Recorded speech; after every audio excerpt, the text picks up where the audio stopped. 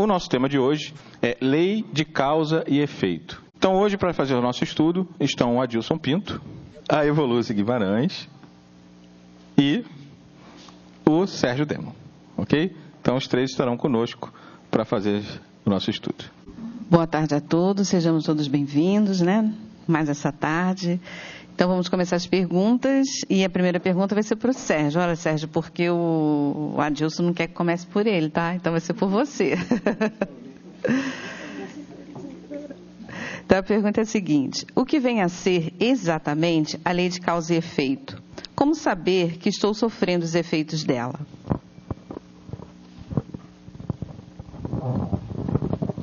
Meus queridos amigos, é sempre uma alegria nós estarmos aqui, numa tarde de domingo, altamente estranha, porque eu vim para cá debaixo desse sol e chuva ao mesmo tempo, e eu olhava para cima e não via nenhuma nuvem. Então, quer dizer, o vento era tão grande que devia estar trazendo a chuva lá do Sumaré para cá. Mas existe aqui nessa casa uma perseguição comigo, né? Eles sempre me colocam lá no primeiro lugar. Aí hoje a companheira queria que eu ficasse no meio, eu disse, espera, não, fica aqui entre nós dois, que fica até mais bonito, né? Aí eu passei aqui para a ponta, pois eles começaram por mim. Só pode ser perseguição, né? Vou reclamar com a direção. A lei de causa e efeito é uma lei universal.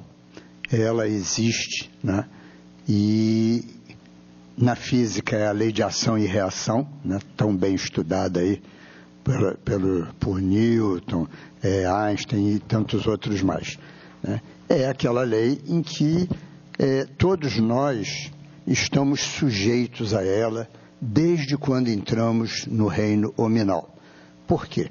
Porque quando nós deixamos de ser o princípio inteligente em evolução, e recebemos de Deus as suas leis inscritas na nossa consciência, Ele também nos deu, dentro dessas leis, a lei de causa e efeito. E o que é a lei de causa e efeito? E aqui cabe até um parêntese, né? Muita gente confunde lei de causa e efeito e, erroneamente, até mesmo dentro da doutrina e até dentro dos livros, nós encontramos a palavra karma, tá? E todo mundo associa uma coisa à outra. Karma vem lá do sânscrito e tem uma conotação um pouco diferente da nossa, tá? Lá o karma é algo quase que inflexível, é algo determinístico na vida de alguém, ou seja, fez, pagou. Fez, pagou. Quase que na mesma moeda, semelhante a uma pena de talião de um olho por olho, dente por dente. A lei de causa e efeito, ela já é diferente. Por quê? Porque ela não é determinística na nossa vida. O que quer dizer isso? Causa, né? Cometemos algum deslize, algum erro. Efeito, teremos que pagar por isto. Não necessariamente na mesma moeda. Por quê? Porque quando nós entramos no reino nominal, que Deus nos deu as suas leis inscritas na nossa consciência, Ele também nos deu a nossa independência, a nossa liberdade, através do livre-arbítrio. A grande conquista que nós tivemos dada por Ele. É aquela em que eu posso modificar as coisas. Então, quando eu digo que a lei de causa e efeito ela é diferente do karma, por quê? Você cometeu o deslize, você terá que corrigir esse deslize. Só que, através do seu livre-arbítrio, você pode, muitas das vezes, trabalhando no bem, atenuar ou minimizar esse efeito, diferente do karma, em que lá você tem uma coisa praticamente igual a outra. Então, a lei de causa e efeito, ou a lei de ação e reação, ela existe para todos nós.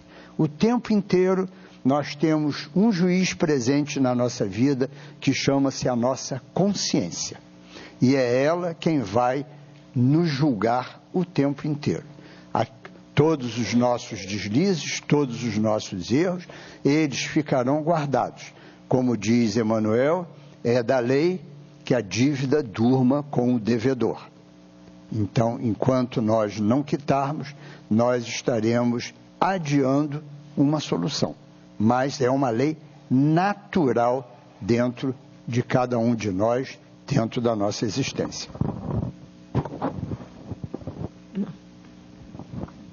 Ninguém quer comentar? Então, a próxima pergunta é para a Evoluse. Todos os indivíduos de uma nação sofrem os efeitos de um fato ao qual deu causa um grupo apenas? Ou seja, apenas um grupo deu causa a isso? Ficou clara a pergunta? Todos inseridos em um deslize, como o nosso companheiro Sérgio Diamond colocou tão bem sobre a lei de causa e efeito, seria impossível, né? Que todos nós fôssemos, né, avaliados, né, ou autoavaliados por termos cometido algo com algum grupo e todas as outras criaturas teriam que sofrer a mesma causa. E aqui nós fazemos um pequeno adendo. Nós reencarnamos com dois aspectos altamente importantes em nossas vidas, que é o livre-arbítrio, como disse o Sérgio, e o pensamento contínuo. Com o estudo da Sueli Calda Schubert e do Dr. Sérgio Felipe, é um grande pesquisador da mente, né? Em seus estudos, eles colocam para nós que o pensamento viaja a 450 quilômetros por hora num intervalo inferior de um neurônio a outro somente em 1 segundo. Vejamos bem esse aspecto, como é envolvente, como é assim, altamente comprometedor, junto à lei de causa e efeito, junto à pergunta que veio. Ou seja, muitos de nós, quando cometemos algo em grupo, vamos atingir, sim, muitas pessoas, mas não é uma determinante do plano espiritual. Vocês concordam, meus companheiros aqui? Que seja uma determinante que todos venhamos a sofrer, a não ser que todos estivessem envolvidos no mesmo fato. Como no livro de Divaldo, quando ele fala da nossa progressão espiritual, de sairmos daqui da lei de causa e efeito para mais tarde termos um mundo melhor, enfim, ele diz ali que num país longínquo daqui, muitos daqueles seres iam só para aproveitarem as suas vidas materiais. E veio então aquela parte da tempestade. Se eu não me engano, um desses livros do Divaldo, por último, que falava sobre a nova era, eu não me lembro, tsunami na Indonésia, transição planetária. Ali ele descreve para nós um fato parecido com o da pergunta, onde muitos sofreram, né, Adilson e Sérgio? A consequência porque aquelas criaturas em outras vidas, e nesta vida mesmo, permaneciam no gozo material. E no gozo material não passavam deste patamar, e aí veio aquela terrível, né, catástrofe, que dizimou vidas, deixou muitas pessoas enlutadas e outras reflexionadas no mundo inteiro, para que sejamos pessoas, daqui para adiante, um pouco mais, vamos dizer assim, autorreflexivas quanto àquilo que fazemos a nós mesmos, primeiramente, e ao próximo. Deixa eu só complementar uma coisa aqui sobre o que a nossa querida companheira falou. Provavelmente a pergunta deve estar se referindo também ao momento atual político que nós estamos passando no nosso país. Então, nós gostaríamos de dizer o seguinte: os grupos, tá, que estão sempre dentro da política são espíritos milenares que vêm comprometidos nesta área e várias encarnações para o seu progresso e para o progresso de todos os seus irmãos dentro da pátria em que habitam. Nós não podemos esquecer que somos nós, praticamente todos nós que aqui nos encontramos, não somos brasileiros natos, tá? Como espíritos. Por quê? 518 anos seria um tempo muito curto para que nós, silvícolas, encontrados aqui por Cabral, já tivéssemos o domínio, né, da sociedade, das ciências, das artes, da cultura, do modo geral, como todos nós temos, essa facilidade dos entendimentos das coisas. Então, somos espíritos importados. Viemos do velho mundo para o novo mundo. América do Sul, América Central, América do Norte. Viemos para cá. Numa migração semelhante, talvez, né, me desculpem a comparação, a dos capelinos, quando vieram, né, para ajudar a alavancar o nosso planeta, né, se estabelecendo lá no Egito, na Síria, a Babilônia, a Índia, todos aqueles lugares lá. A mesma coisa, viemos para cá. A semelhança é muito grande. Viemos de um velho mundo, tá, carregando as nossas dívidas para cá, os nossos erros cometidos lá, e através do nosso suor, da nossa dificuldade, fomos implementando o progresso dessas 3 Américas que nós vemos aqui. Então, o que acontece? Grupos vieram de lá, talvez ligados à monarquia, talvez ligados a muitas coisas. Olha aí a Revolução Francesa, aí, mudando todos os ideais naquela época de políticos e tantas coisas mais. Então, todos eles vêm carregando um fardo da lei de causa e efeito, né, que voltam repetidamente mudando de posição para, através dessa evolução, conseguirem progredir. Um grupo que, seja ele hoje, qual for aquele que assumir a presidência do nosso país, ele é responsável por tudo. Por quê? Os espíritos são bem claros. Todos nós somos responsáveis pelo mal que ocorra em função do bem que deixamos de praticar.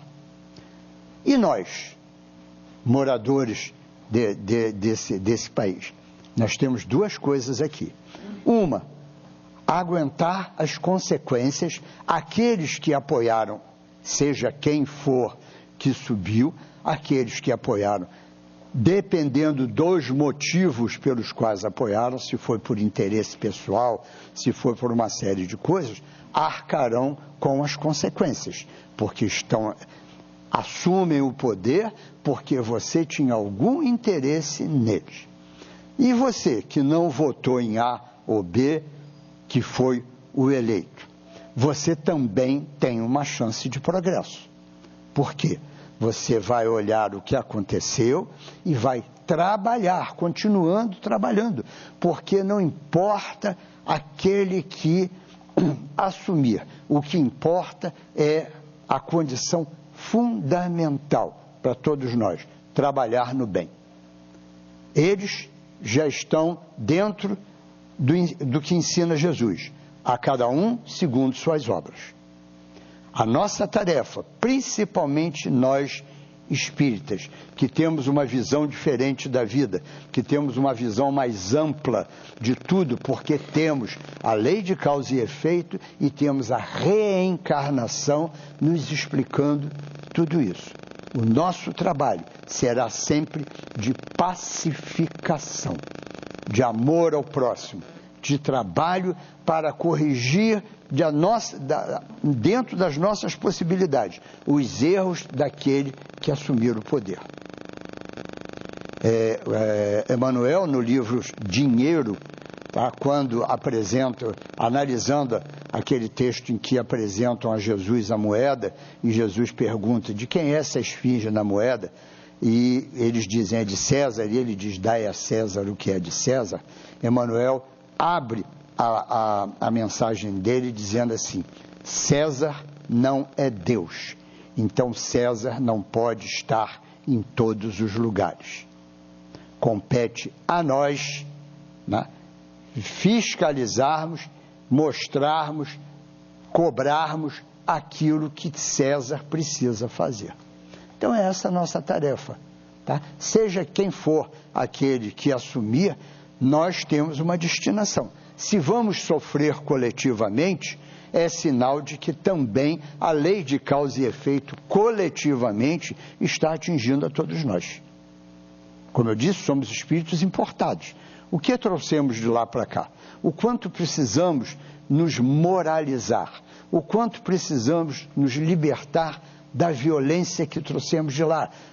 Cruzadas, Noite de São Bartolomeu, Inquisição, Revolução Francesa, Primeira Guerra Mundial, muitos talvez já reencarnando aí, oriundos do início da Segunda Guerra Mundial e tantas coisas mais. Tá? Quantas ideias loucas desenvolvemos do lado de lá e hoje estamos aqui ressurgindo com todas essas ideias. Isso são karmas às vezes coletivos, porque não sabemos o que apoiamos lá atrás, o que fizemos lá atrás, quem éramos nós na Idade Média, aonde estávamos, o que fazíamos. Quanta coisa hoje que se tenta impor como natural e que era natural naquela época. Então, os costumes avançaram, a civilização avançou, mas esses espíritos, muitos deles, são prisioneiros, 100, 200, 300, 500, 600, 1000 anos. E agora está sendo dada uma nova oportunidade para eles. E a nós está sendo dada a grande oportunidade de trabalharmos o tempo todo no bem, para que nós sejamos o contraponto disso tudo. Não adianta reclamar, não adianta murmurar, não adianta blasfemar, não adianta esse nós contra ele, esse ódio generalizado dos dois lados. Não nos é mais permitido isso, porque estamos aqui como trabalhadores da última hora para trabalharmos no amar ao próximo como a si mesmo. Então, seja qual for o resultado, logo mais à noite, ergamos a cabeça, que nós sabemos que todos nós temos uma meta traçada por Deus para cada um de nós, individual e coletivamente, a perfeição relativa.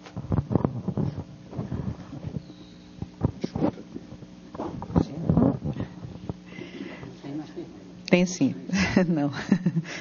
Adilson, o efeito de uma causa ocorre mais a uma pessoa na mesma encarnação ou pode ocorrer em encarnações distintas? E o que é mais frequente?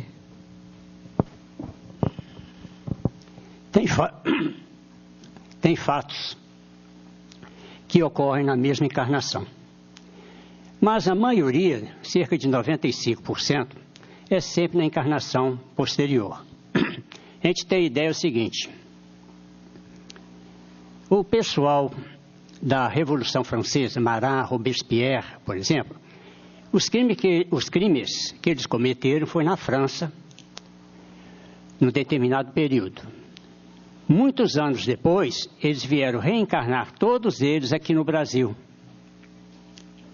Ou seja, vieram quitar a dívida deles aqui, convivendo com aqueles irmãozinhos que sofreram as consequências lá, e também alguns vieram para cá para ser beneficiados por eles, né?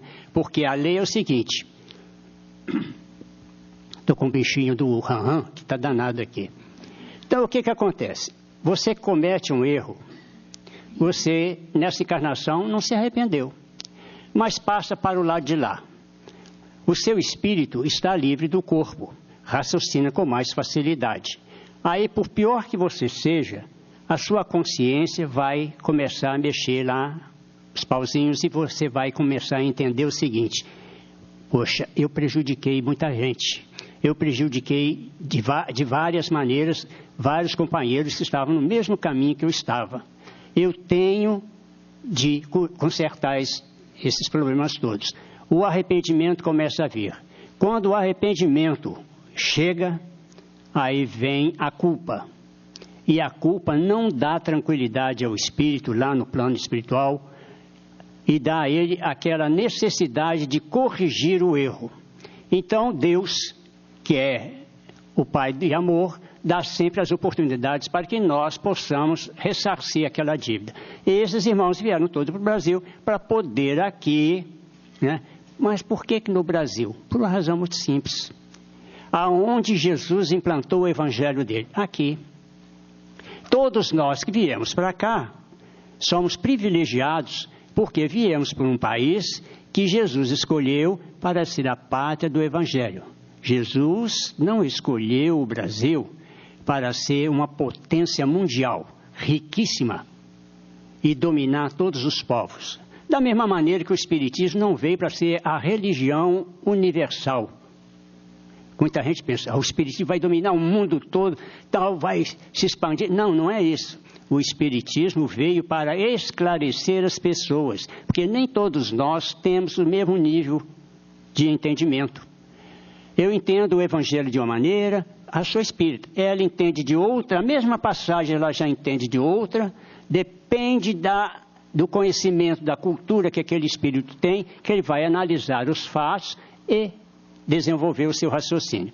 Então, o que acontece? Reencarnou, vai quitar dívidas do passado.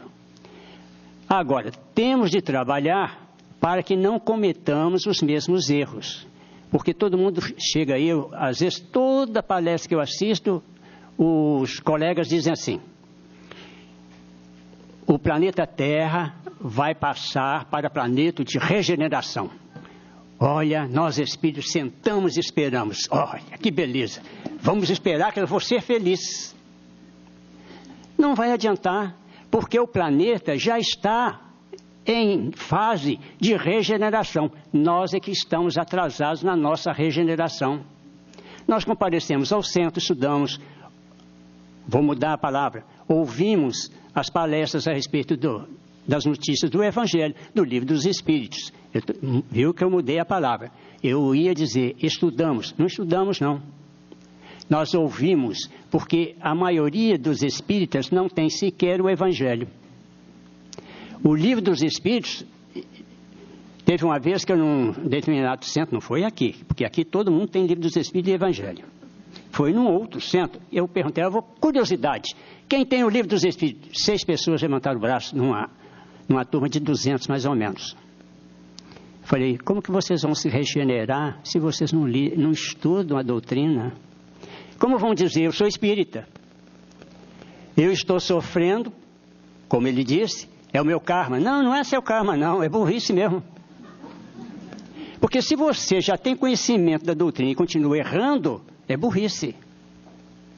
Nós temos o quê? De aproveitar as oportunidades que estarmos aqui no planeta, que é a pátria do Evangelho e coração do mundo, porque todos os espíritos que vêm para cá, vêm para se regenerar. Vou citar, por exemplo, o Emmanuel. Quem foi o Emmanuel? Públio Lentulus. Ele teve a oportunidade de dizer na Palestina, dizer, esse homem não tem culpa. Ninguém vai crucificá-lo, não vão prejudicá-lo de maneira nenhuma. Liberta ele. Não disse. Viu? Eu acho que não é bem assim, né? É a palavra dele. Depois ele veio para onde? O Brasil. Padre Manuel de Nóbrega. Não é? Voltou para o Brasil para ser quem? Emmanuel, para orientar essa doutrina que temos aí em mãos. Então, nós precisamos, para não falar muito, precisamos o quê? Modificar o nosso comportamento hoje, para corrigir o do passado e evitar cometer erros agora.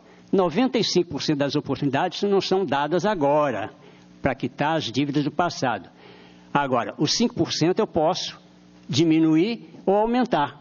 Nesses 5% que está sobrando, é o que nós estamos fazendo aqui, as besteirinhas que vamos fazendo e vamos às vezes pagando aqui.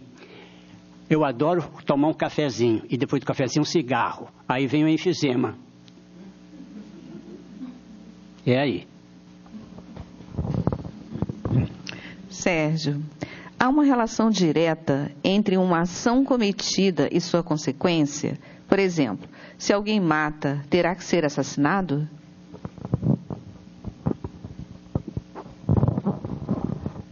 Antes de entrar nessa resposta, só pegando um gancho aqui sobre o negócio de ouvir e estudar, vocês já devem ter percebido que Francisco de Paula, como praticamente todas as casas espíritas, tem um informativo. Nesse informativo, traz toda a programação de estudos da casa. Nessa programação de estudos, tem lá detalhado qual é o estudo. Estudar Antes de nós virmos para cá, ler, meditar em cima daquilo que está ali, para quando chegarmos aqui e ouvirmos, compararmos o que nós estamos achando com o que está sendo dito pelo expositor. E aí nós teremos sanadas algumas das nossas dúvidas e talvez criemos até outras, mas nada impede que se procure os mais antigos da casa para esclarecer, para tirar as dúvidas. E isso é que é estudar. Por que eu falo muito isso? Já falei isso aqui, aqueles que já me ouviram aqui já cansaram de ouvir eu falar isso. Vocês não sabem a trabalheira que dá para montar um estudo de uma casa espírita. Ainda mais uma casa que tem uma quantidade enorme de reuniões públicas, como é aqui o Francisco de Paula. Cada um, você imagina, evangelho para o ano inteiro, você tem que parar, tem que olhar, tem que ver, para não cortar o assunto, botar o assunto ali direitinho, separado, bonitinho. Aí passa para o outro dia a mesma coisa com o Livro dos Espíritos. Fazer uma programação de estudos para casa. Gente, isso é uma trabalheira infernal, vamos dizer assim, tá? É uma verdadeira loucura isso. Esse é o primeiro passo da loucura, porque o segundo passo da loucura é convidar as pessoas para virem fazer o estudo, tá? Que é muito mais confuso ainda, tá? Porque você liga para um, não pode, eu não posso nesse dia, só posso naquele, isso e aquilo, e é um verdadeiro tabuleiro de xadrez. Para quê? Para oferecer a cada um de nós, tá? A facilidade do estudo. Então, por favor, tá? Espírita tem que ter 3 coisas em casa: o Evangelho, o Livro dos Espíritos e culto do Evangelho no lar. Tá? E pegar o jornalzinho aí, levar para casa. Eu vou assistir a reunião hoje das 2 horas da tarde. Qual é o tema de hoje? Vou lá, olho, estudo. Isso é que é estudar. É você colocar a sua razão para trabalhar em cima daquele ponto. E depois ouvir outros companheiros. Vocês viram que o Haroldo Dutra ali, encerrando o vídeo, ele falou ali que todos nós que falamos, como é benéfico para nós ouvir. Aprender também. Né? Então, isso é muito importante. Agora, se nós formos aquele que mata tem que ser morto, tá? Isso é pena de talião. Isso não existe. Não é bem assim. Aquele que mata, tá? Vamos lá, Painéis da Obsessão, de Manuel Filomeno de Miranda, pela psicografia de Divaldo Pereira Franco. Existe um caso lá, né, muito interessante, que é um companheiro que é personagem central de lá. Ele, em séculos atrás, ele num duelo, ele matou um companheiro através da espada, transpassando o pulmão do adversário. O que acontece na lei de causa e efeito? Quando nós nos desprendemos do corpo físico, tá? Pode ser logo assim, ou pode ser depois, ou às vezes em outra encarnação, que nós nos desprendemos do corpo físico, nós nos libertamos desse escafandro aqui, né? Ficamos mais soltos, mais leves, mais tranquilos. A nossa mente se abre, ela enxerga mais, ela vê mais. E você, então, faz um retrospecto da sua vida. É por isso que o espírita inventou que quando a gente morre, passa um filmezinho, a gente pede correndo para dar plim-plim, parar, porque não consegue ver o filme todo. Tá? Mas não é isso não, é a sua própria mente, ela faz esse retrospecto para você. E você bate naquele ponto. Eu matei alguém. E aí vem o remorso. Vem o remorso, e nesse caso, para nós entendermos bem, né? Ele mata o outro, né? Atravessando a espada no pulmão. Então o outro morre de hemorragia, aquela coisa toda. Este companheiro, ao longo desse período, o remorso vai corroendo ele, e isso acontece com todos nós nos nossos erros, vai corroendo. Só que ele plasma em si próprio aquela imagem da forma como ele matou o seu adversário, que foi o quê? Através lá da perfuração no pulmão. Com isso, tá? Os espíritos nos dizem que ele vai criando um clima de negatividade ou de diminuição, tá, de vibração, porque nós, matéria é energia condensada, né, num determinado ponto, porque ele está ali. Eu matei furando o pulmão, e aquilo vai. Neste livro, este companheiro, pelas dificuldades da vida, exatamente por essa queda de segurança, de harmonia, de vibração lá no pulmão, ele contrai a tuberculose. E como é que ele vai desencarnar? Através da hemoptise. O que é a hemoptise? É uma violenta forma em que o pulmão agredido coloca praticamente todo o sangue do seu corpo para fora, numa hemorragia. Então vejam que a lei de causa e efeito, não necessariamente ele precisou que alguém, até porque hoje não teria mais espada, né? Então, mas poderia acontecer talvez um acidente, um escorregar e tudo. Eu soube, nós tivemos uma menina que nos ajudava lá em casa, e o pai dela, ela tropeçou e ele foi trespassado por vergalhões de uma obra. Ele foi espetado que atravessou de uma ponta a outra. Tá? Alguma coisa do passado necessário que ele passasse por aquilo. Então vejam que a lei de causa e efeito não é a lei de Talião. Ele matou, mas olha a dificuldade dele, porque isso chama-se expiação do erro, ou seja, passar por algo semelhante àquilo que eu fiz a outrem. E foi o que aconteceu com ele, nesse caso, desse determinado livro, né? Existe, inclusive, aí um livro, Doença ou Transtorno Espiritual. Ele foi feito por 5 médicos da Associação dos Médicos Espíritas de Minas Gerais, e são 4 capítulos só, enormes, divididos em subcapítulos.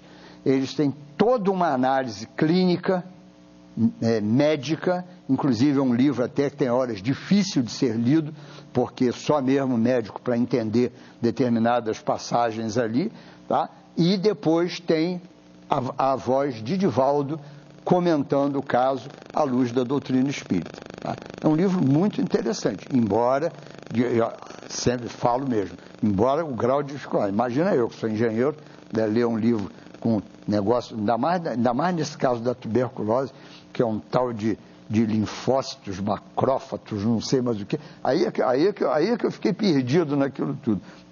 Olha, não, deixa que eu tenho amigos médicos, senta do meu lado aqui e me explica esse negócio, é a única maneira. Mas então, essa é dessa forma, tá? Não necessariamente você tem que morrer, tá? Porque você matou alguém, você tem que ser morto por alguém. Não, a lei de causa e efeito, ela te leva a situações em que você tem que passar, olha só, o adversário dele desencarna através de uma hemorragia, ele vai desencarnar através de uma hemorragia, no mesmo ponto, ou seja, o pulmão que ele atingiu e que a mente culpada dele plasmou ali em cima dele próprio aquela área indefesa aonde aquele bacilo pôde atacar e daí então gerar todo aquele processo dele de quitação com a sua dívida do passado.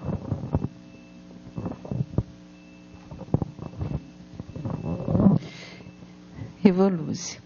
Considerando que os espíritos encarnam e desencarnam em países distintos, de uma para outra encarnação, faz sentido falar em karma coletivo? O Sérgio esclareceu isso muito bem, né, gente? Foi muito bem esclarecido. Faz sentido nós compreendermos que todos os nossos comprometimentos espirituais, né? Todos nós estamos inseridos, né? Nós podemos entrar nesta lei mesmo. E o Sérgio explicou muito bem. Acho que essa resposta até já foi dada em tese, né, gente? Oi? Eu acho assim, que o Sérgio citou esse fato do livro, e nós vimos um aspecto muito interessante para nós chegarmos ao outro. A imunologia cai muito. A parte física pesa muito na culpa. Nesta situação que foi, onde agora nós vemos a pergunta, culpabilidade, o espírito vai com isto para outra vida. Muitos não saem nem daqui, né? Não é, Sérgio? Muitos ficam vagando por aqui na erraticidade, né? Porque ainda não têm um nível de compreensão evolutiva para que eles mesmos se autoanalisem e vejam, né, que tendo uma culpa maior, né, mesmo que tenha sido em outro país e venha ter aqui no nosso país, a culpa continua assim. Isso é algo assim para todos nós. É um caso a pensar, é um caso para que raciocinemos bem.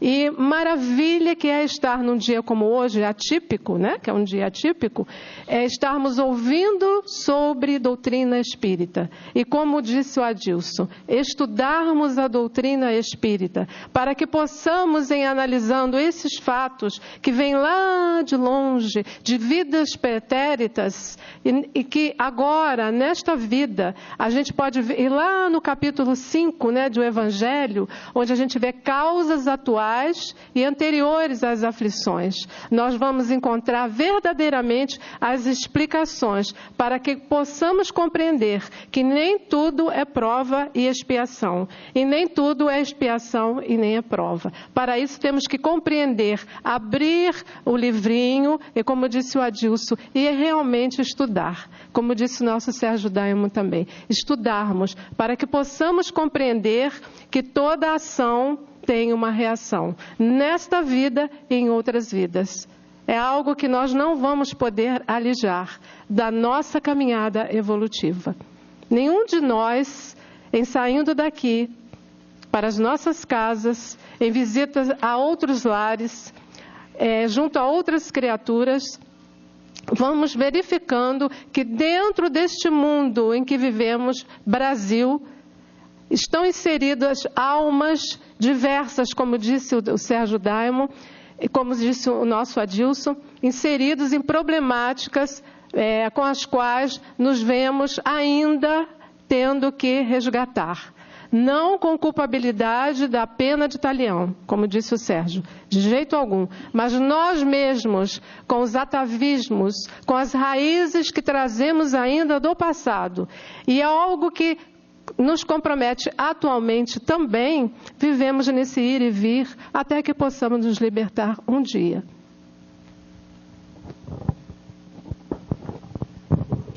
Adilson, o pensamento contínuo e o desejo contínuo de algo que, moralmente, a consciência não aprova, sob o ponto de vista da doutrina espírita, traz efeito negativo na vida de quem pensa e deseja? Isso é causa e efeito?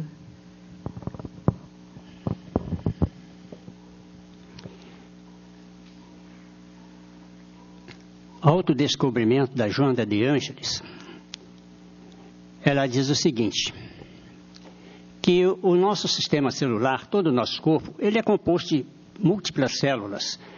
São individualidades que trabalham ao nosso comando. Então, nós podemos conversar com elas. Se nós temos alguma mazela, nós podemos, à noite, uma hora que estivermos lá deitadinho, quietinho, nos concentrar e conversar com elas, explicar os erros que cometemos com elas. Vamos supor, por exemplo, se você tem lá um problema de fígado, porque gosta de tomar uma cerveja no café da manhã, outra no almoço, na janta, e antes de dormir mais umazinha, então o seu fígado começa a reclamar, não é? Então você pode lá se concentrar e conversar com as células, mas aí tem que ser franco, conforme você se confessa lá no confessionário, né?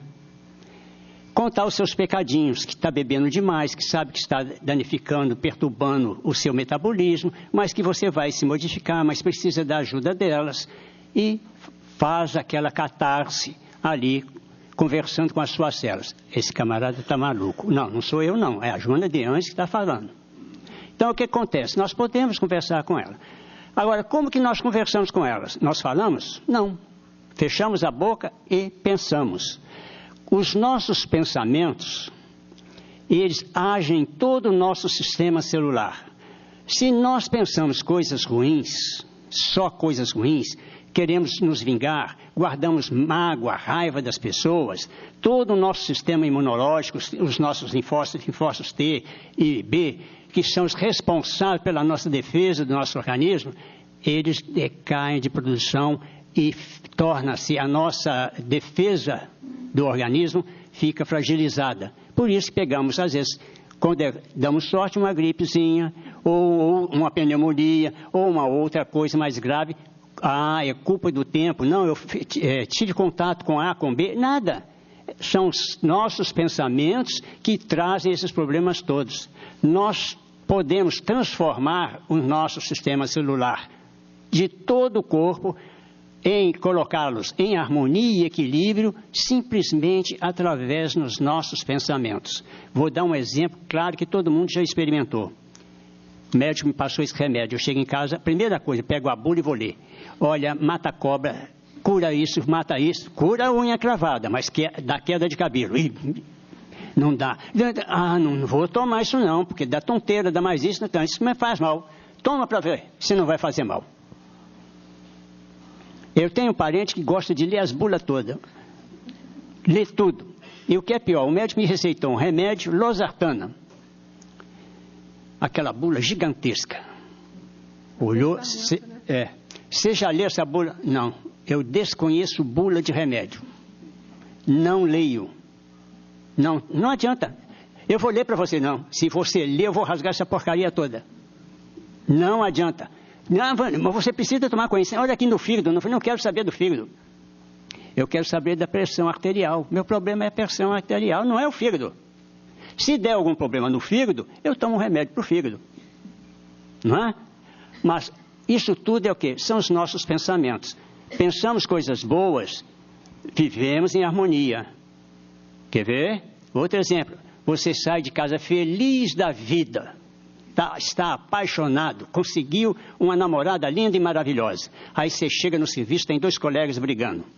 Aí você senta lá, você está feliz, não sei o que, e está lá aquele palavreado. O palavreado nada mais é do que o transbordamento dos pensamentos e das emoções. Não é? Aquela energia toda, olha só o acúmulo. A emoção é um gigante. Na realidade, são as emoções que nos controlam. Se nós não sabemos controlar as nossas sensações e os nossos pensamentos, isso tudo gera o que? Emoção. Se nós não soubermos controlar as emoções, nós brigamos com todo mundo, nos aborrecemos e adoecemos. Então, os colegas estão brigando. Aí você começa a prestar atenção no que eles estão falando. Daí um pouquinho você está nervoso. Acabou a sua paixão. Você só vai descobrir que está apaixonado quando você sai de serviço. E mesmo, eu conheci uma garota linda e maravilhosa. Né? Os nossos pensamentos dirigem as nossas vidas, porque os pensamentos não são do perispírito nem do corpo. Os pensamentos pertencem a nós, espíritos. As doenças do corpo, não, as doenças são a transferência do que está no espírito para o corpo. Nós, quando vamos nascer, o nosso perispírito se une lá ao corpo. Célula a célula. Quantos trilhões de células tem o nosso corpo? Quantos? Ninguém sabe. Calcula-se assim por alto. A mesma quantidade de células que tem o nosso corpo, tem o perispírito. Ele vem, vai gradualmente. Lá no útero tem uma célulazinha, uma perninha ali, vamos dizer assim, porque a gente não tem, na nossa palavra, não tem um palavreado técnico para discriminar as parcelas do perispírito. Então vamos dizer que tem uma perninha do perispírito que ligou naquela célula.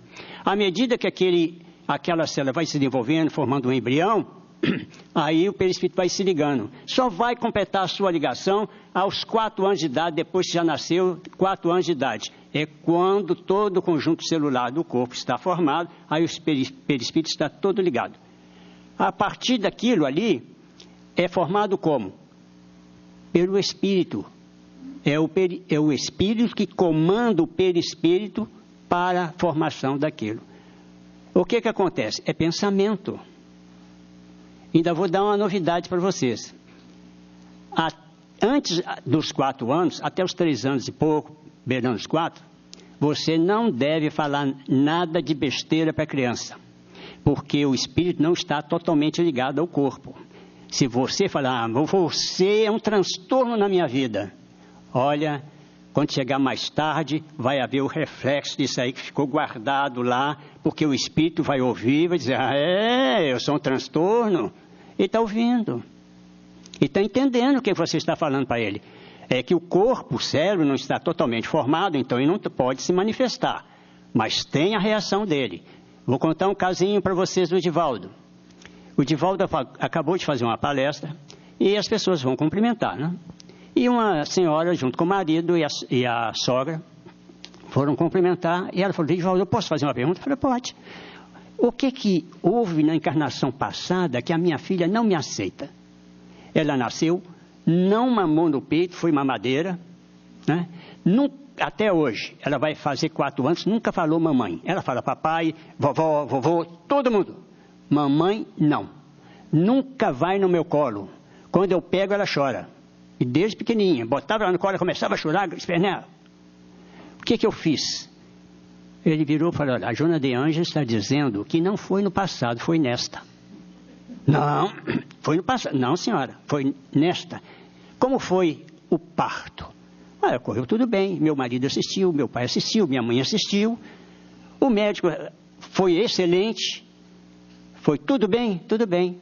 E quando a criança nasceu, o que aconteceu? Na hora do parto, está nascendo mesmo? Não houve nada. Nada. Bom, a única coisa que houve que eu perguntei para o médico assim, é menino ou menina? Ele falou, é menino. Que pena. Porque eu tinha comprado todo o enxoval para menino. Falou, aí está o problema. Quando o espírito não estava ligado, você diz, que pena. O espírito diz, você não me quer, não gosta de mim, eu também não te quero. E guardou isso. Então, como corrigir? Toda noite, quando ela dormir, você vai lá do quarto, baixinho, e vai dizer para ela, meu amor, eu te amo, mamãe te ama muito. Eu falei isso, assim, vai se justificar. Não pense que você vai estar falando com a criança, não. Explica direitinho, porque você vai estar falando com o espírito. Porque o espírito não está totalmente ligado. Não deixa passar dos 4 anos. Aí ela foi fazendo isso. Durou uns 6 meses. Um dia ela estava na cozinha arrumando café da manhã. A menina acordou lá, veio e sentou. Mamãe, eu sonhei com você. Mamãe? Ela voltou. Sim, sonhou comigo. Que você estava me dizendo que me amava. Mas eu te amo, minha filha. Eu sempre te amei. Acabou o problema. Ela passou aí no colo.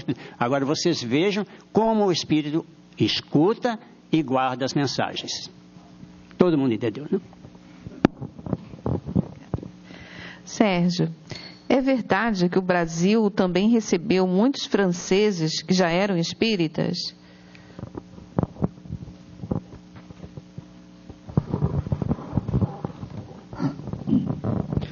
Nos 2 últimos livros do Manuel Filomeno de Miranda, que é o Transição Planetária e o Alvorecer de uma Nova Era, ele faz um comentário a respeito disso, né, que quando houve a reunião de Jesus em que houve o transplante da árvore do Evangelho para o Brasil, né, e o Espírito São Luís, que é o responsável pela França, assim como Ismael, o responsável pelo Brasil, ele pede então a Ismael se ele poderia abrigar aqui para mais de 3 milhões de espíritos que estavam retidos na espiritualidade em função exatamente de problemas seríssimos lá, tá?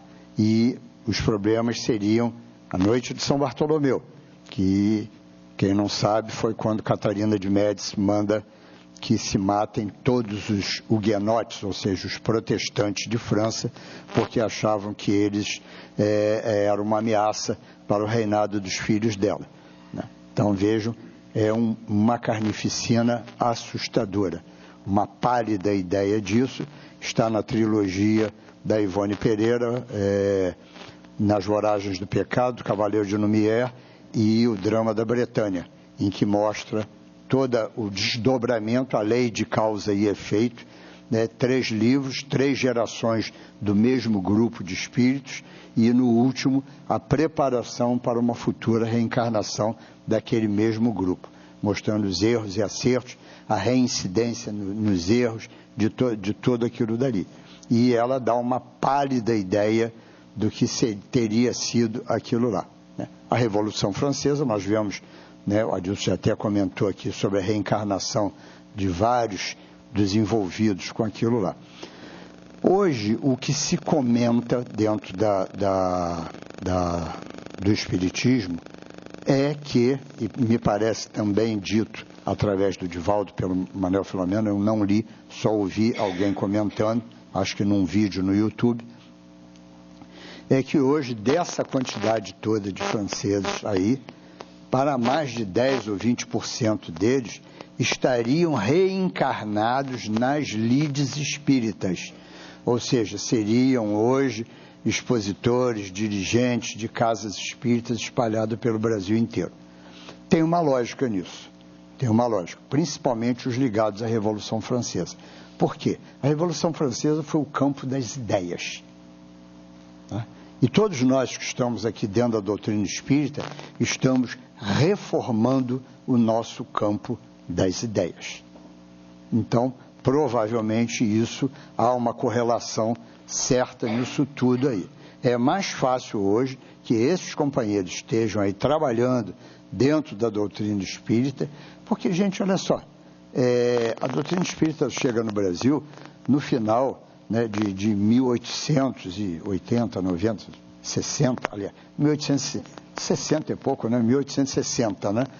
Então, quer dizer, é muito pouco tempo para que você tivesse um monte de espíritas lá e eles todos viessem para cá. Não quer dizer que não tenham vindo, não, tá? Aqueles, depois que seguiram até 1900 ou desencarnaram no alvorecer lá dos 1900, podem estar hoje reencarnados aí, trabalhando, trouxeram de lá isso, foram lá, porque Leon Denis participa do Congresso Espírita Mundial, que é em 1917, não é? Em 1917. Então já existiam congressos mundiais.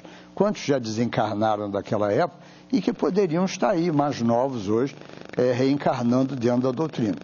Tudo é possível, tá? Tudo é possível nesse trabalho de disseminação da doutrina e o trabalho de correção dos nossos erros de pensamento, de ideias, né? Então isso talvez seja a maior lógica de todas, porque a doutrina espírita, ela é revolucionária para nós em termos da nossa forma de pensar, na nossa forma de agir, de proceder. Nos outros credos religiosos, nós só tínhamos a obrigação para com Deus, ou seja, íamos lá, assistíamos ao culto religioso, dávamos o nosso óbolo e acabou. Íamos embora. Aqui não. Aqui a primeira palavra que nós ouvimos e que já ouvimos hoje aqui mais de uma vez, chama-se estudo. A segunda frase que nós ouvimos é reforma íntima. Tá? Então, coisa que nós nunca ouvimos lá fora. Isso é o quê? Reforma íntima é mudarmos as nossas ideias, mudarmos a nossa maneira de ser, a nossa maneira de pensar. Então, é muito provável que todos aqueles que foram comprometidos com o campo das ideias lá, né, e com a distorção das ideias, porque vejo que na época de Kardec, estava lá os enciclopedistas, iluministas, olha quantas falanges de espíritos estavam lá trazendo novidades no campo do pensamento. Tá? Quantos desses desvirtuaram seus pensamentos? Então hoje estaríamos estamos todos aqui, né, no nosso país, esse coração do mundo, e o coração do mundo aí, nós temos, Humberto de Campos, né, foi muito feliz com esse coração do mundo, porque ele não quis usar um jargão popular nosso, né, que o Brasil, na realidade, é um grande coração de mãe, sempre cabe mais um, né? Então, e é assim, por isso que nós somos esse coração do mundo, sempre cabe mais um aqui para trabalhar e se reformar. Um adendozinho, para nossa felicidade, alegria, enfim, por Divaldo, há pouco nós vimos o seu relato, que entre, né, todas essas camadas que reencarnam, né, está inclusive José Bonifácio já entre nós. É muito lindo a gente saber disso, né, gente?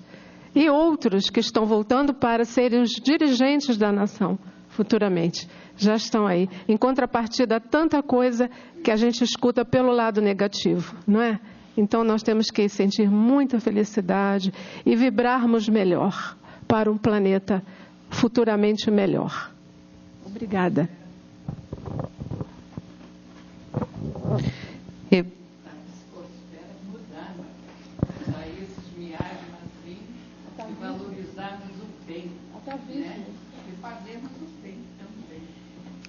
Evoluse.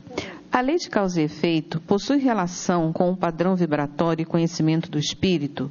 Ou seja, um mesmo deslize praticado por um espírito mais elevado em um menos experiente, entre aspas, produzirá a necessidade de repetição semelhante ou a evolução do espírito é levada em consideração? A nossa companheira falou sobre isso, elevação dos nossos patamares vibratórios. Se eu elevo, né, o meu padrão vibratório numa determinada reencarnação, é óbvio que o meu comprometimento será menor do que aquele que vai aglomerando, né, em seus pensamentos, como disse o Sérgio Daimon, né, como a gente percebe em humanidade, como a mídia propagando, né, e a todo instante, a gente é massacrado por vibrações altamente negativas, onde o comprometimento pessoal e coletivo cresce na medida em que essas criaturas e nós não elevamos os nossos pensamentos, os nossos padrões vibratórios. E como é importante, na terça-feira, quando aqui estive, nós chegamos a traçar alguns assim, pedacinhos, né, de área comportamental. Ou seja, um espírito mais elevado, é claro que o seu padrão vibratório, a gente percebe, né? Para isso está escrito, o espírito mais elevado. Claro que o comprometimento desse espírito é menor do que aquele que ainda está num patamar bem, vamos dizer assim, mais rasteiro, né? De incompreensão, de total ignorância contra as leis divinas. Isso é muito importante. Na medida em que o ser, né, passa a estudar, a conhecer as leis divinas, além do comprometimento dele ser maior do que os dos outros, ele também tem a maior probabilidade de evolução.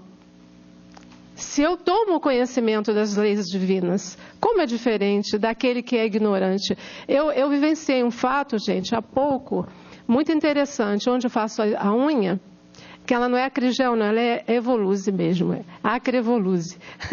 Então, eu conversando com uma companheira, que há muito percebo a sua ignorância espiritual. Não estou chamando a criatura de ignorante. Ela ignora aquilo que nós já estamos na casa espírita aprendendo. E por compreendê-la, ouvi o seguinte relato dela. Ela disse assim, olha, Evoluse, comigo é assim, bateu, leva. Eu olhei para ela e disse assim, minha amiga, eu às vezes fico com peninha de outra pessoa que ainda não está num patamar como o nosso. E aí se tem o fato de uma companheira que tenha tido assim, um comportamento bem avesso àquilo que nós estamos aprendendo na casa espírita, e ela então disse assim, pena? Quem tem pena é bicho. E você sabe qual o bicho que tem pena? Gente, eu calei e orei. Porque aquela criatura ainda não está numa compreensão, né, necessária a que tenhamos um assunto mais elevado com ela. Pelo contrário, a nossa postura é silenciar, né, para que não entremos em discussão desnecessária. E agora, há cerca de um mês, a menina que trabalha ali também, no mesmo lugar, né, no salão, disse assim, olha, ela está tão adoentada, de repente, se viu com problemáticas no fígado, me lembrei do Adilson agora, quando citou o fígado, gordura no fígado, e mais um comprometimento renal, porque esses órgãos se intercomunicam muito diretamente, e aí eu me lembrei do temperamento daquela criatura. Tão enraivecida, sabe? Dando aquela resposta assim tão endurecida. E aí eu não posso afirmar que esta patologia tenha vindo deste temperamento, mas parece que tem a ver, porque há alguns anos, há 15 anos eu lido com essa criatura e percebo este comportamento do bater e volta, e bate e volta. Então aquilo vai fomentando, né, no seu perispírito, não é, gente? A sua parte vulnerável, né? Que o perispírito é aquela forma, né? É aquele DNA da gente que é um marcador mesmo de todas as nossas atitudes, né? Então, eu acho que ela ficou impregnada do seu próprio temperamento. Tudo bem que ela ainda não compreende a doutrina espírita, mas aí depende. Muitas pessoas não estão aqui na casa espírita no dia de hoje e estão lá fora cometendo bem. Elas estão tendo atitudes no bem. Isso independe da religião. É como o Adilson falou, é do espírito. É da formação espiritual de cada um. Então agora eu não me coloquei numa postura de pena da criatura, e sim de compreendê-la cada vez mais. E hoje, em tomando o banho para vir, eu pensei assim: Senhor, ajude aquela criatura a pensar um pouquinho com mais brandura. Eu pedi por ela, não importa que ela não tenha o alcance necessário, tá, para receber a minha mensagem, através do meu pensamento, mas naquela água que vertia daquele banho, eu pude tentar levar até ela um alento. Eu acho que é por aí, gente. É uns pelos outros, para atingirmos o ideal maior. Adilson, são necessárias catástrofes apocalípticas antes da transição para o mundo de regeneração?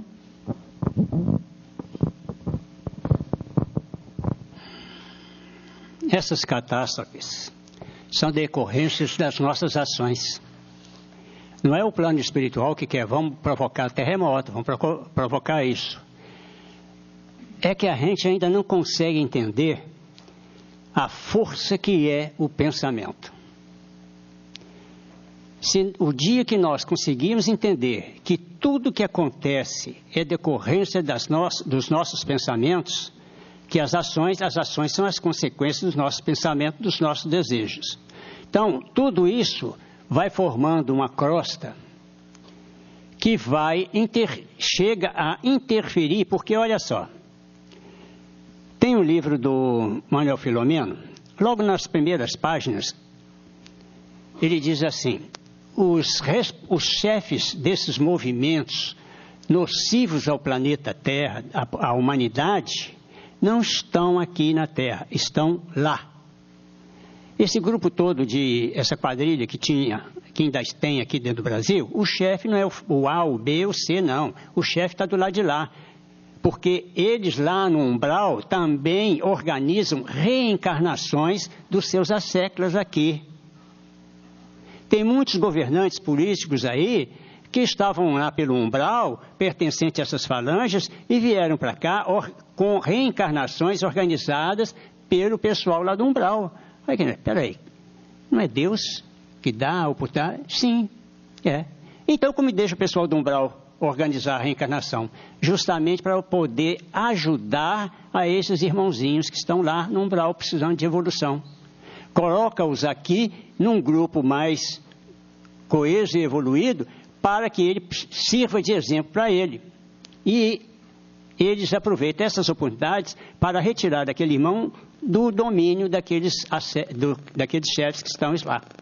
Então, todos esses movimentos que acontecem, que a Terra tem os seus problemas geológicos.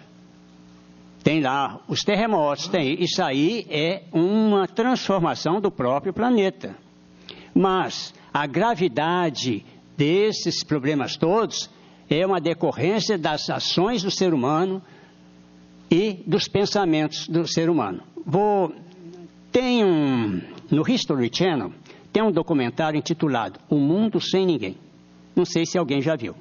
Se não viu, se ainda não viu, dá uma olhadinha na internet, procura lá. O Mundo Sem Ninguém, vocês vão ver que eles tiram todos os seres humanos do planeta.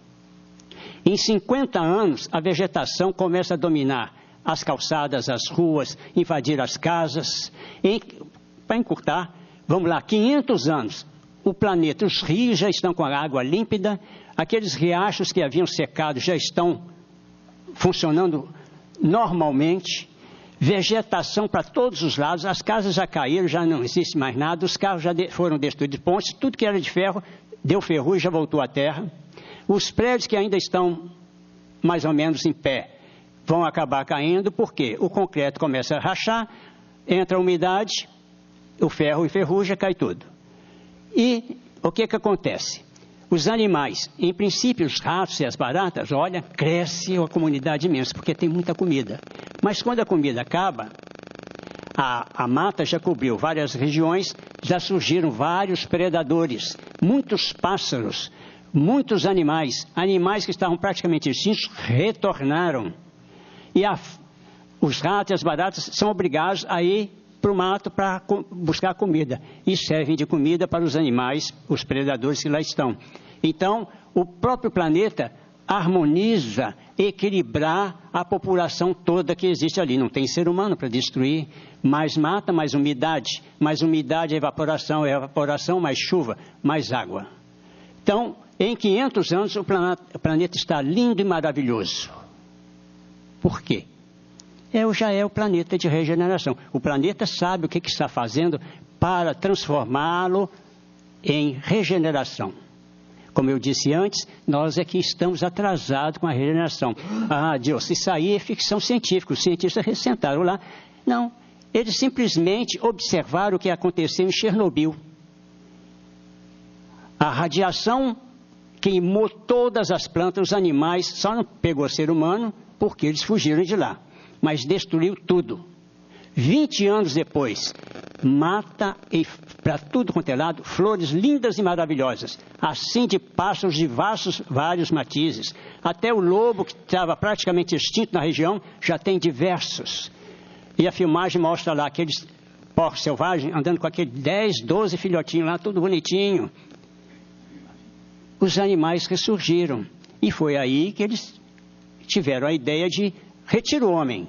Então nós é que trazemos a nossa mochilinha com os nossos traumas, com as nossas dificuldades, com as nossas provas e expiações, e estamos contaminando o planeta. E o que o planeta quer de nós? Que nós nos modifiquemos, que respeitamos as leis da natureza, não vamos desmatar, não vamos poluir os rios, porque vai acontecer o quê? Tsunamis, terremotos. Porque ele diz, se você não cuida de mim, eu vou mexer no seu sistema, vou tomar providências para que as coisas se alterem. E tem muita gente aí com o contrato de locação extinto. Acontecem esses fenômenos, eles já estão com o tempinho ali marcado, vão embora. A nossa irmã, se me parece, falou lá sobre a Indonésia, o tsunami. O tsunami pegou quem? Aquele monte de europeu e americano que iam para lá, porque lá eles tinham o hábito de alugar os filhos para sexo, meninos e meninas, de 12, 13, 14 anos. E estava assim de europeu lá, que ia para cá. As praias, linda maravilha. Eles não estavam interessados nas praias, eles estavam interessados em praticar aquelas ações que já não podiam praticar tão bem lá na Europa. Havia até brasileiros também. Sim, tinha brasileiro lá, porque aqui no Brasil também tem gente assim. Então, o que acontece? Lá em cima, qual é a lei, a norma? Tem de progredir. Quem ficar atrapalhando vai sofrer as consequências. Às vezes a pessoa diz assim, você tem de perdoar. Mas o que é perdoar? Para nós aqui, você me prejudicou, eu te perdoo. Você me perdoa, me perdoou, você está perdoada. Aí você vira as costas, pensando que está perdoado. Tomara que quebra a perna. É perdão? Não, por quê? Quando muita gente diz, você perdoa, você tem de esquecer. Não é? Tudo bem, você tem de esquecer. E não pode ter pensamentos negativos contra a pessoa. Ótimo. Eu não tenho pensamentos negativos, esqueci, perdoei.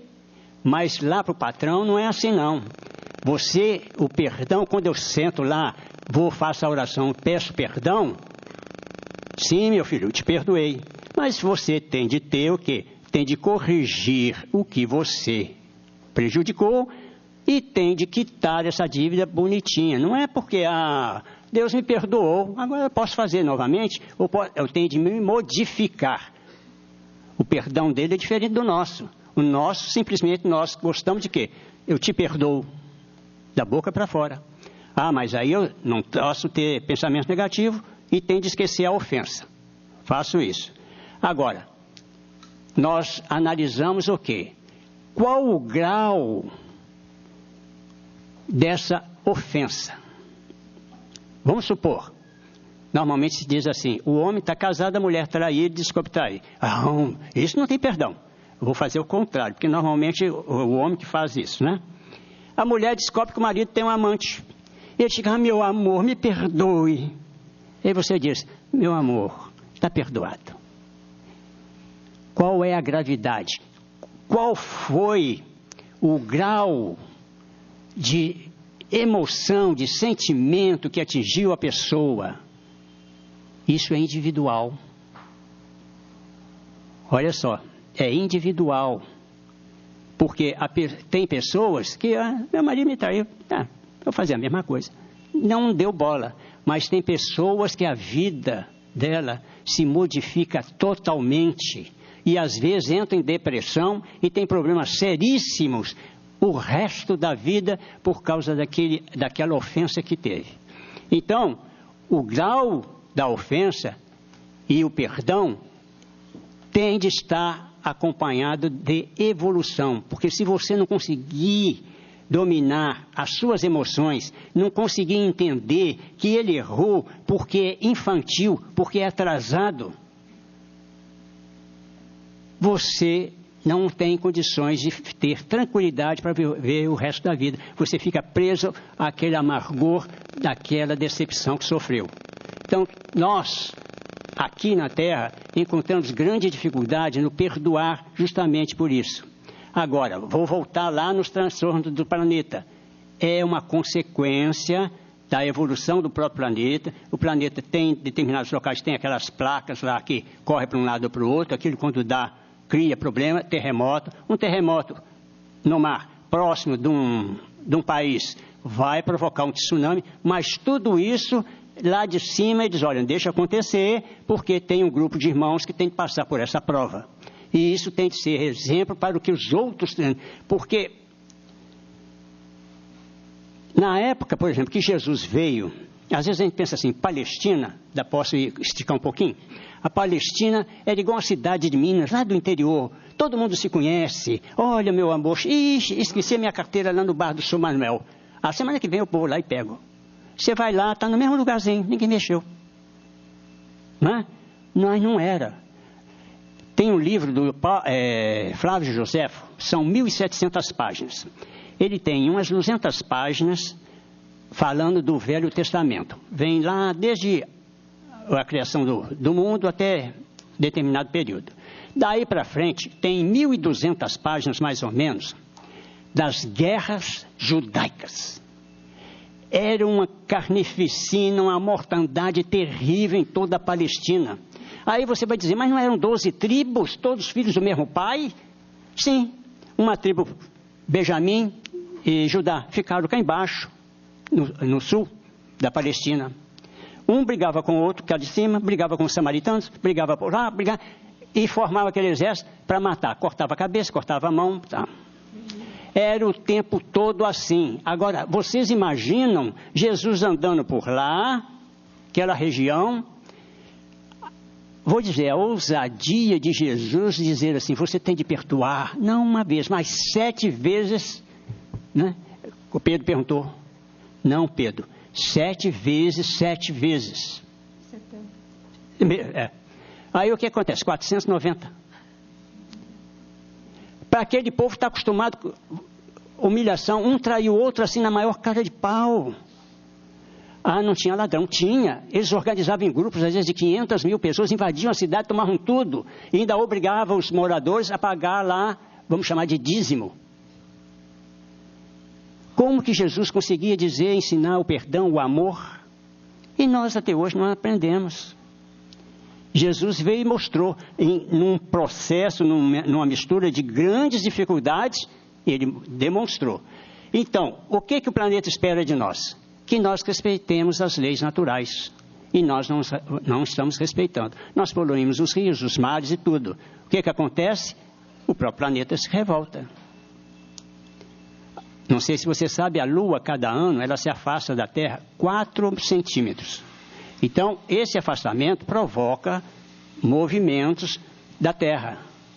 Tudo isso para quê? A transformação do planeta, de provas e para regeneração. Porque tudo irá se transformar. Mas mais rápido ou mais lento, depende de nós. Não sei se eu expliquei bem, mas... Nós chegamos então ao final das perguntas já. Então, cada um agora dos senhores tem 5 minutos para fazer as considerações finais acerca dessa lei de causa e efeito, tá bom? Então, vamos começar lá pelo Sérgio, por favor. O Adilson fez uma conta barata aqui. 7 vezes 70 dá 490, né? Mas não é não. É 70 vezes 70 vezes 70, 7 vezes. Depois vocês façam a conta em casa e vejam quanto é que vai dar essa brincadeira. Que a minha está sem máquina. A máquina dele ainda é analógica, né? Então, façam a conta para ver quanto é que é. E depois, dividam isso, tá? Por um dia inteiro e vejam por segundo quantas vezes nós já deveríamos estar perdoando aos nossos semelhantes. A Kardec, né, complementando a parte 4ª de O Livro dos Espíritos, ele nos traz o livro O Céu e o Inferno.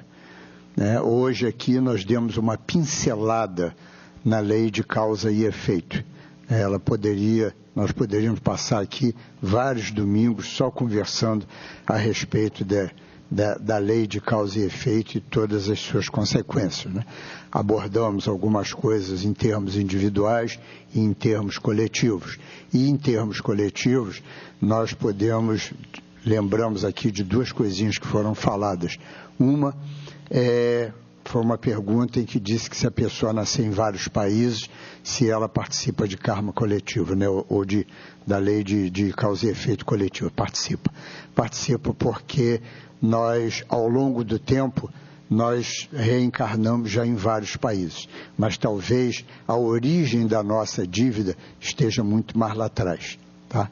Para aqueles mais antigos que se lembram, né, na década de 60, o circo de Niterói, tá? Quantos ali vieram de quantos países distintos até chegar ao Brasil e, no entanto, eram todos romanos dos circos de Roma do início do cristianismo. Tá? As pessoas, né? As feras. Exatamente, soltavam as feras, queimavam e tudo mais, assim como foi o Andraus, o Joelma lá em São Paulo, que são os cruzados que também reencarnaram aqui para quitar uma dívida. Por quê? Fechavam os templos religiosos e atiravam fogo nos chamados hereges para cada um deles, né? Hoje, modernamente, nós estamos vendo aí as rebeliões nos presídios, principalmente no Norte e Nordeste, onde nós estamos vendo aí a quantidade de gente decapitada. Olha aí a turma oriunda da Revolução Francesa. E assim nós vamos entendendo tudo isso.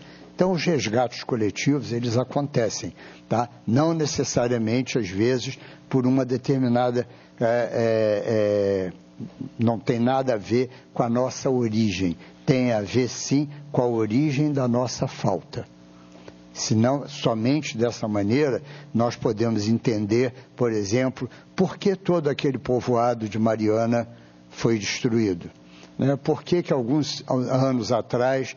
Petrópolis, Friburgo e Teresópolis foram arrasados por aqueles temporais todos. Quantas pessoas ficaram desabrigadas? Não teriam sido aqueles que um dia, através da dominação, desabrigaram os seus semelhantes? Né? Roubaram as suas casas, deixaram a pão e água e com a roupa do corpo? Olha a lei de causa e efeito aí, através de um fenômeno natural, como bem falou aqui o Adilson, né? Impulsionando o progresso de todos. Então vejam que, e nós como país também temos isso, né? Olha a gente hoje aí, né, das 6 turbinas que pertencem ao Paraguai, eles só usam uma e nós estamos comprando a energia das outras 5, devolvendo talvez a eles, né, através da usina, tudo aquilo que solapamos de lá na Guerra do Paraguai. Olha hoje todo esse movimento que existe aí, tá, em função, né, dos nossos companheiros afrodescendentes, tá? Quantos estão aí exaltados porque foram aqueles que não entenderam a necessidade da dificuldade que tinham que passar através da escravidão. Mas a nossa dívida continua. Então hoje nós resgatamos, tá, de forma certa ou errada, mas de alguma forma nós estamos resgatando a dívida que nós temos com todos esses nossos irmãos. Dentro do nosso país, né, fazendo toda essa miscigenação que nós temos que fazer, aceitando muitas das vezes os excessos cometidos por muitos deles em termos de rebeldia, em termos de imposição, mas necessário porque estão refletindo um momento de suas vidas passadas, né? E também, bem ou mal aplicado, errada ou certa, não é problema nosso, mas nós vemos que os governos aí sempre estão, de alguma forma, privilegiando vários países africanos, também no intuito desse resgate. A nossa Embrapa, que eu considero talvez uma das melhores coisas que existe no nosso país, está desenvolvendo no Cerrado, tá, metodologias de plantação em áreas difíceis para levar isso para a África e ensinar os nossos companheiros a vencer as dificuldades locais, plantarem para de lá tirarem seus próprios sustentos. Olha como nós podemos impulsionar o outro ao mesmo tempo na lei de causa e efeito, minorando os sofrimentos e devolvendo a eles aquilo que um dia nós tiramos de lá. Tá? O que importa é o seguinte, e voltando lá atrás, né? Kardec fez o Livro dos Espíritos, a parte 4ª. Ele cria um novo livro chamado O Céu e o Inferno. É aonde aqueles que quiserem se aprofundar mais nesse estudo devem mergulhar de corpo e alma, de preferência com 2 livrinhos do lado, Justiça Divina, Chico e Emanuel, e Justiça e Amor, Raul Teixeira e Camilo. Tá? São 2 livrinhos básicos para acompanhar o Céu e o Inferno. E lá no capítulo 7 do Céu e Inferno, existe o Código Penal da Vida Futura. São 33 itens sensacionais que resumem tudo o que nós queremos saber sobre a lei de causa e efeito. E hoje, tão importante esse Código Penal, mas tão importante que os nossos irmãos da área jurídica hoje já lançaram 3 livros analisando a lei, à luz da nossa legislação, tá? A lei de causa e efeito que está aqui no código feito por Kardec dentro de O Evangelho segundo o Espiritismo. Então vocês vejam como isso é importante, como, né, os nossos juristas, os nossos advogados, juízes, promotores, é importante hoje para eles, né, essa análise, esse entendimento, porque ninguém vai preso, ninguém comete um crime, tá, sem que haja uma causa anterior.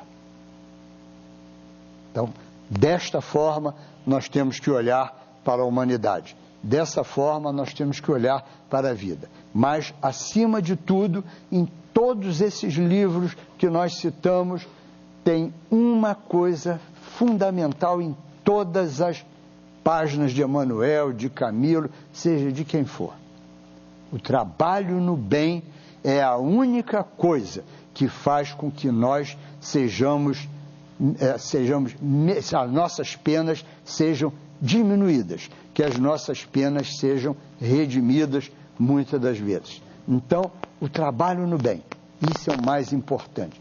A nossa reforma íntima, a nossa modificação interior, principalmente através do trabalho no bem, é que fará com que todos nós tenhamos forças suficientes para enfrentar quando chegar o nosso momento de quitação das nossas dívidas.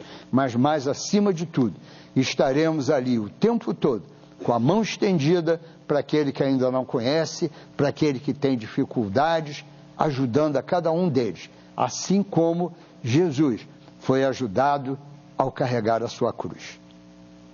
Lembre-se dessa passagem, que alguém foi lá e durante algum tempo fez isso. Não que fosse dele, porque nós não tiramos as penalidades de ninguém. A penalidade é individual. A causa e o efeito são individuais, pertencem a cada um. Mas nós temos todas as condições de estender a mão amiga e o braço e dizer: eu estou junto com você, vamos em frente. Eu vou aqui do teu lado, não posso tirar a tua parte, mas eu posso te dar ânimo para que você chegue como um vencedor lá no fim. Que Jesus nos abençoe. Antes de fazer o meu preito de gratidão pela tarde de hoje, eu gostaria de deixar um pequeno testemunho. Há uns 3 anos, nós comparecemos, no período assim do carnaval, para dar um descansozinho, né, a um hotel em Conservatória, não sei se vocês conhecem, chamado Hotel Fazenda Florença, fica em Conservatória. E da primeira vez, em lá chegando, eu comecei a sentir uns arrepios. A princípio, eu não captei. E aquilo foi tomando o meu corpo de uma forma, assim, de uma emoção. E eu pensei, tem algo aqui para ser mostrado espiritualmente. Gente, vocês podem crer, aqueles que tiverem a curiosidade, e não só a curiosidade, assim, tiverem o ensejo de aprenderem um pouco mais o trabalho da espiritualidade em nós, é muito bem verificado naquele local. E lá, diversas alas, né? Tem roseiras, queremeiras, então são várias alas. Aí a ala que nós fomos para a hospedagem, quando nós fomos passando pelo corredor, mas antes eu disse assim para o marido: olha, eu estou sentindo neste momento vir até mim uma descrição do trabalho dos escravos aqui neste local. E eu vi uma plaquinha depois.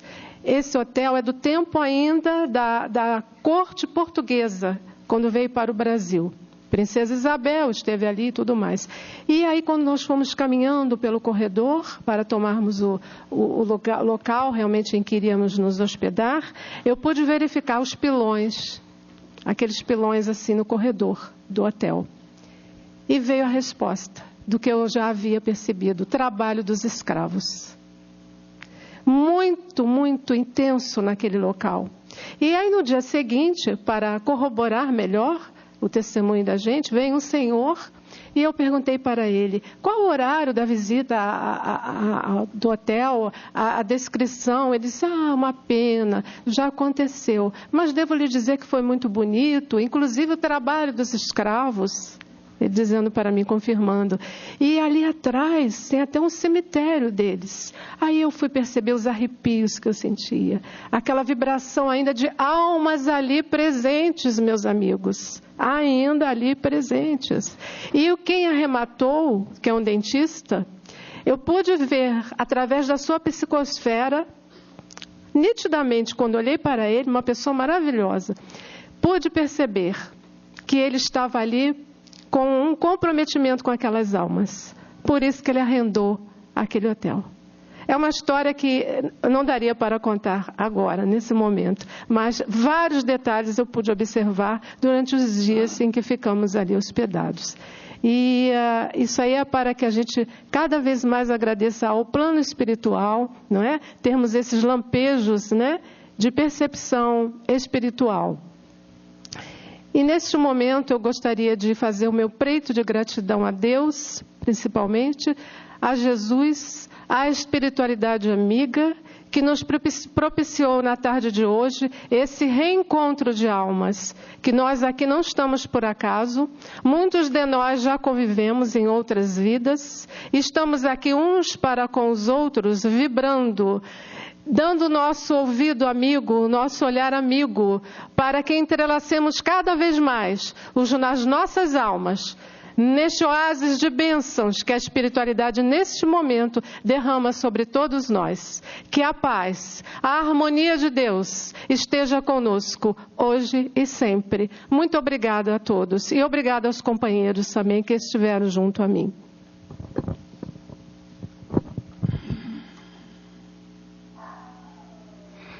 Todos nós buscamos a felicidade. E às vezes reclamamos da infelicidade. Mas ambas estão na mesma moeda, na moeda de nosso destino. Uma face é felicidade, a outra é infelicidade. Dependendo da alegria que olharmos para aquela moeda, nós encontramos a felicidade. Se a olhamos com desgosto e desespero, vamos encontrar a infelicidade. Nós não podemos ser felizes vendo que a nossa esposa, os nossos filhos, os nossos pais estão infelizes. Eu não posso ser feliz totalmente, porque eu seria totalmente, integralmente egoísta. Eu posso ser feliz vendo que a empresa onde eu trabalho está indo à falência. A felicidade do rico é igual à felicidade do pobre. A felicidade do engenheiro é igual à felicidade do advogado. A felicidade do bandido é igual à do policial. A felicidade depende do nosso olhar, da maneira que nós olhamos para as coisas da vida, para os nossos semelhantes. Para que nós possamos ser felizes, nós precisamos ver que a nossa comunidade, seja ela familiar ou de todo o ambiente onde vivemos, das empresas onde trabalhamos, do país em que vivemos, todos têm de ter a mesma felicidade, porque ninguém pode ser feliz sozinho. Nós dependemos uns dos outros. Todos nós queremos a felicidade. E para sermos felizes, simplesmente precisamos amar. Quanto mais nós amarmos, mais seremos felizes. E nós temos milhares de exemplos, como Cristo, Buda, Chico Xavier, Divaldo Franco, Madre Teresa d'Ávila, Madre Teresa de Calcutá e vários outros irmãos que mais evoluídos que nós e viveram aqui simplesmente para amar. Então, a minha mensagem para vocês hoje é: treine a amar. Vocês querem ser felizes? Busque amar a todos aqueles que estão no seu caminho, principalmente os seus familiares. Muita paz para todos vocês. Agradeço os amigos espirituais que estão aqui nos intuindo. Agradecemos o carinho desses outros irmãos que também estão aqui para estudarem, tal como todos nós, que nenhum de nós somos professores. Todos nós somos aprendizes do Evangelho de Jesus. Muita paz para todos.